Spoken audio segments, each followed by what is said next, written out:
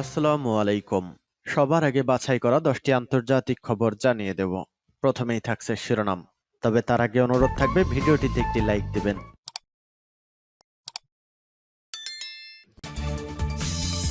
দখলদার ইসরায়েলি বাহিনী এবং ফিলিস্তিন পুরোদমে যুদ্ধ চলছে। আমাদের হাতে এসেছে ভয়ঙ্কর সব আপডেট আন্তর্জাতিক সংবাদ। প্রথমেই জানিয়ে দেব সংবাদ শিরোনাম। হিজবুল্লাহ প্রধানকে হত্যা এবার লুকালেন খামেনি। এরপর জানিয়ে দেব পরমাণু হামলার হুঁশিয়ারি পুতিনের। এদিকে তেল আবিবে দফায় দফায় বিস্ফোরণ। এরপর জানিয়ে দেব কে এই হাসান নাসরুল্লাহ।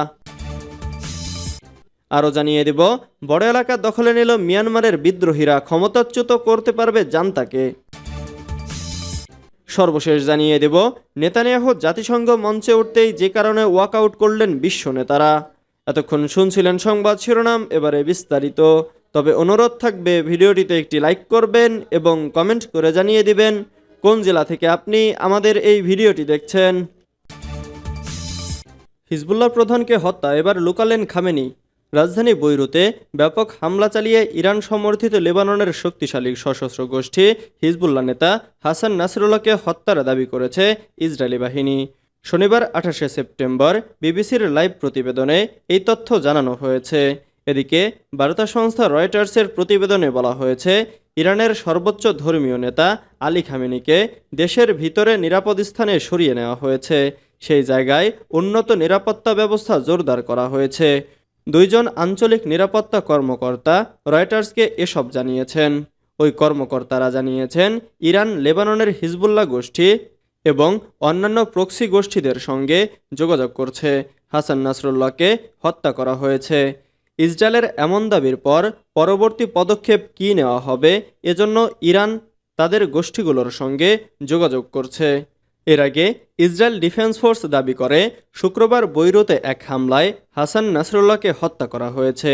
তবে বিষয়টি নিয়ে হিজবুল্লাহ কোনো মন্তব্য করেনি। পরমাণু হামলার হুমকি পুতিনের। ইউক্রেন রাশিয়ার উপরে মিসাইল হামলা চালালে পশ্চিমী বিশ্বের উপরে পারমাণবিক হামলা চালাবে মস্কো, এমনই হুঁশিয়ারি দিলেন রুশ প্রেসিডেন্ট ভ্লাদিমির পুতিন। জানিয়ে দিলেন, যদি রাশিয়ায় আশ্রে পড়ে ইউক্রেনের ছোড়া মিসাইল, তাহলে ফল ভুগতে হবে তাদের মদতদাতা আমেরিকা ও ন্যাটোর সদস্যভুক্ত দেশগুলোকে। আসলে ইউক্রেন আমেরিকা ও ব্রিটেন থেকে বিপুল দূরপাল্লার অস্ত্র সাহায্য পেয়েছে, যদিও তা ব্যবহারে ছিল বিধিনিষেধের বেড়াজাল। কিন্তু জানা যাচ্ছে সম্প্রতি ব্রিটেন আমেরিকার মতো দুই দেশ এই বিষয়ে চিন্তা ভাবনা শুরু করেছে, অর্থাৎ দ্রুত এই অস্ত্র রাশিয়ার বিরুদ্ধে ব্যবহারের অনুমতি পেয়েও যেতে পারে কিয়েভ। আর এই পরিস্থিতিতে পাল্টা চাপ বাড়াতে পারে পুতিনের এমন হুঁশিয়ারি, মনে করছে ওয়াকিবহাল মহল। জানা গেছে, গত সপ্তাহে আমেরিকা যান ব্রিটেনের প্রধানমন্ত্রী কিয়ের স্টারমার। মার্কিন প্রেসিডেন্ট জো বাইডেনের সাথে তার বৈঠকে আলোচনা হয় ইউক্রেনের ভান্ডারে থাকা ক্রুজ মিসাইল নিয়ে। সম্প্রতি ওই দূরপাল্লার ক্ষেপণাস্ত্রই কিয়েভকে দিয়েছে ব্রিটেন। আবার এর আগে জেলেনস্কি আমেরিকা গেলেও এ নিয়ে কথা হয়েছিল। ইউক্রেনের প্রেসিডেন্ট তার কাছে সামরিক সহায়তার আর্জি জানান। এসবই নিঃসন্দেহে চাপ বাড়িয়েছে পুতিনের উপরে। তার উপরে সাম্প্রতিক সময়ে যেভাবে ইউক্রেন পাল্টা হামলা চালাতে শুরু করেছে, তাতে মস্কোকে চাপে পড়তে হয়েছে। তেল আবিবে দফায় দফায় বিস্ফোরণ। তেল আবিবে দফায় দফায় বিস্ফোরণের শব্দ পাওয়া গেছে। এর আগে লেবাননের রাজধানী বৈরুতে বেশ কয়েকটি আবাসিক ভবনে দফায় দফায় হামলা চালায় ইসরায়েলি বাহিনী। রাজধানীর দক্ষিণাঞ্চলে এই নজিরবিহীন হামলায় হতাহতের মধ্যে শিশুও রয়েছে। খবর আল জাজিরার। লেবাননের হামলার পরই পাল্টা হামলা হিসেবে তেল আবিবের বিভিন্ন স্থানে দফায় দফায় হামলা চালানো হয়েছে বলে ধারণা করা হচ্ছে। লেবানন থেকে মধ্য ইসরায়েলের দিকে ছোড়া একটি ক্ষেপণাস্ত্র খোলা জায়গায় গিয়ে পড়েছে বলে ইসরায়েলি সেনাবাহিনী জানিয়েছে। পরিস্থিতি পর্যবেক্ষণ করা হচ্ছে বলেও জানানো হয়েছে। বিশ্ব নেতাদের যুদ্ধবিরতি চুক্তির আহ্বানে সাড়া না দিয়ে লেবাননে অব্যাহত প্রাণঘাতী হামলা চালিয়ে যাচ্ছে ইসরায়েলি বাহিনী। এতে গত সোমবারের পর লেবাননে 7 শতাধিক নিহত হয়েছেন। এদিকে গত 7 অক্টোবরের পর থেকে গাজায় চালানো হামলায় 41,534 ফিলিস্তিনি নিহত হয়েছেন। আহত হয়েছেন 96,092 জন। কে এই হাসান নাসরুল্লাহ? লেবাননের সশস্ত্র গোষ্ঠী হিজবুল্লাহর দীর্ঘদিনের শীর্ষ নেতা হাসান নাসরুল্লাহকে বিমান হামলায় হত্যা করার দাবি করেছে ইসরায়েল।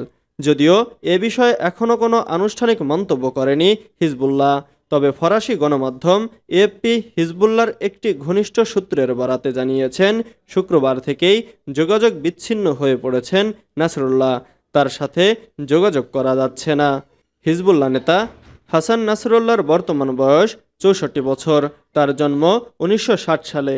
তিনি বৈরুতের পূর্বাঞ্চলীয় উপকণ্ঠের বুর্জ হামুদ এলাকায় বেড়ে উঠেছেন। তার বাবা আব্দুল করিম ছিলেন সবজি বিক্রেতা। 9 সন্তানের মধ্যে নাসরুল্লাহ ছিলেন সবচেয়ে বড়। 1975 সালে লেবানন গৃহযুদ্ধের মুখে পড়ে হাসান নাসরুল্লাহ যোগ দেন শিয়া মুভমেন্ট আমলে। এরপর কিছুকাল ইরাকের নাজাফে শিয়া মুসলিম সম্প্রদায়ের একটি শিক্ষা প্রতিষ্ঠানে কাটান তিনি।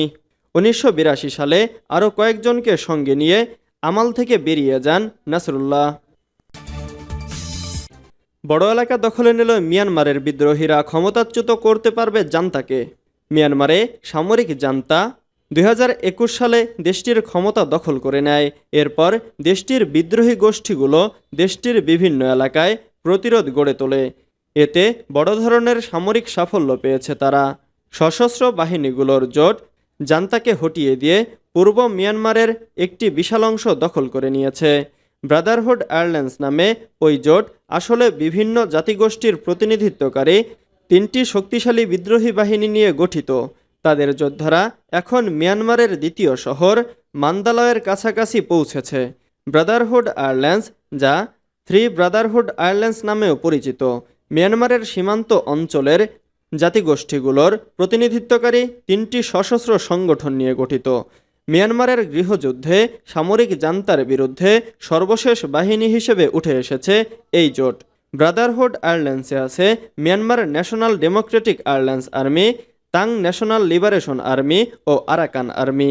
তাং ন্যাশনাল লিবারেশন আর্মি দেশটির পূর্ব দিকে আর আরাকান আর্মি পশ্চিমাঞ্চলের বাহিনী। অতীতে তারা নিজেদের অঞ্চলগুলোর জন্য আরও স্বাধীনতা আনতে মিয়ানমারের সরকারি বাহিনীর সঙ্গে লড়াই করেছে। এখন তারা বলছে যে সামরিক সরকারকে উৎখাত করাই তাদের লক্ষ্য। নেতানিয়াহু জাতিসংঘ মঞ্চে উঠতেই যে কারণে ওয়াকআউট করলেন বিশ্ব নেতারা। শুক্রবার জাতিসংঘ সাধারণ পরিষদের ৭৯তম অধিবেশনে ভাষণ দিয়েছেন ইসরায়েলের প্রধানমন্ত্রী বেনিয়ামিন নেতানিয়াহু। তবে তিনি মঞ্চে ওঠার সঙ্গে সঙ্গে সেখানে উপস্থিত অনেক রাষ্ট্রপ্রধান এবং তাদের প্রতিনিধিরা ওয়াকআউট করেন। গণমাধ্যমের প্রতিবেদন থেকে জানা গেছে, প্রথমে তুরস্কের স্থায়ী দূত অধিবেশন কক্ষ থেকে বের হয়ে যান। এরপর একে একে তার পেছনে অন্যরাও বের হয়ে যেতে থাকেন। এ সময় পাকিস্তানের প্রধানমন্ত্রী শেহবাজ শরীফের নেতৃত্বাধীন প্রতিনিধি দলও সভাস্থল ত্যাগ করে। এরপর ইরান ও আরব অঞ্চলের কয়েকটি দেশ এবং আফ্রিকা অঞ্চলের কয়েকটি দেশের প্রতিনিধিরা সভাস্থল ছেড়ে চলে যান। যুদ্ধাপরাধের অভিযোগে অভিযুক্ত নেতানিয়াহুর ভাষণ প্রত্যাখ্যানে বিশ্ব নেতাদের প্রতি আহ্বান জানিয়েছিল ফিলিস্তিনি সশস্ত্র গোষ্ঠী হামাস। এক বিবৃতিতে গোষ্ঠীটি বলেছে, নেতানিয়াহু ৪১,০০০ ফিলিস্তিনিকে হত্যা করেছে। তার জাতিসংঘে ভাষণ নয়, কারাগারে থাকা উচিত। সাধারণ পরিষদে সরাসরি প্রচারিত অনুষ্ঠানে দেখা গেছে, নেতানিয়াহু বক্তব্য শুরু করার পর অধিবেশন কক্ষের বেশিরভাগ আসনই খালি পড়ে আছে।